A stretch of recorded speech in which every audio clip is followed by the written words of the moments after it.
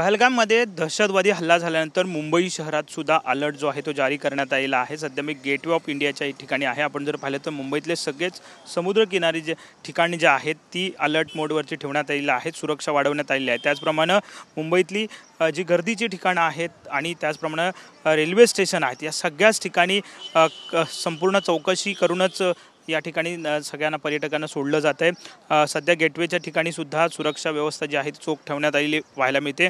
आपण जर पाहिलं तर मुंबईवरती हल्ला जेव्हा झाला होता तेव्हा समुद्रकिनारीच दहशतवादी जे आहे ते मुंबईत दाखल झाले होते आणि त्यामुळे मुंबई पोलीस जे आहे ते कसून सगळी काळजी जी आहे ती घेताना पाहायला मिळत आहेत। मोठ्या संख्येनं मुंबई पोलिसांचा फौज फाटा जो आहे तो प्रत्येक ठिकाणी लावण्यात आलेला पाहायला मिळतोय।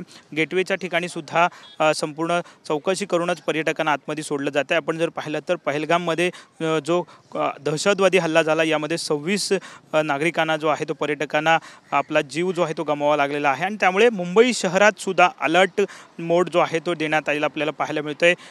पोलिसांकडून समुद्रकिनारे असतील, भीडभाडचे एरिया असतील, या सगळ्या ठिकाणी मोठी फौज फाटा जो आहे तो मोठा उभा करण्यात आलेला आपल्याला पाहायला मिळतोय। कुठलेही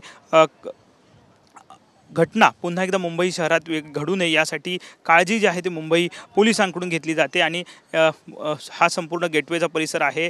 या ठिकाणी हा समुद्र तट जो आहे तो संपूर्ण आपण जर पाहिलं तर या ठिकाणी सुद्धा सुरक्षा व्यवस्था जी आहे ती गेटवे परिसरात असेल किंवा रेल्वे स्टेशन ठिकाणी असेल किंवा धार्मिक स्थळं जे मुंबईतली मोठमोठी आहेत त्या ठिकाणी सुद्धा चोख बंदोबस्त जो आहे तो पोलिसांकडून जारी करण्यात आलेला पाहायला मिळतो। त्याचप्रमाणे सगळ्या सिस्टम ज्या आहेत ड्रोनच्या माध्यमातून सुद्धा पोलीस गस्त जे आहे ते मुंबईतल्या समुद्रकिनारी सुद्धा घालताना पाहायला मिळतात। त्यामुळे संपूर्ण यंत्रणा जी आहे ती अलर्ट मोडवरती मुंबई पोलिसांनी सुद्धा जो दहशतवादी हल्ला काश्मीरमध्ये झाला त्यानंतर केलेली आपल्याला पाहायला मिळते। कॅमेरामन योगेश सोबत विनायक डावरुंग, TVN मराठी, मुंबई।